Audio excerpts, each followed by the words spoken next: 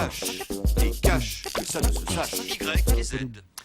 J'ai entrepris de vous parler de soupe.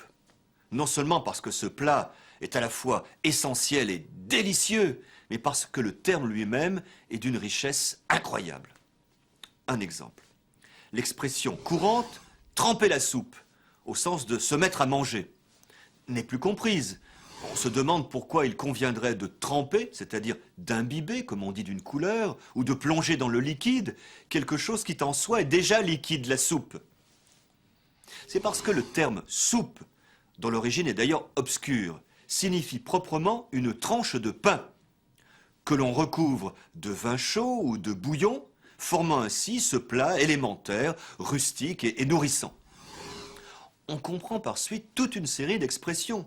Par exemple, être trempé ou mouillé comme une soupe n'est pas un pléonasme. On est alors trempé ou mouillé comme cette pauvre tranche de pain recouverte de bouillon. Elle peut être aussi recouverte de vin chaud. Dans ce cas-là, on est ivre comme une soupe. On peut dire aussi faire de tel pain soupe, rendre ça pareil.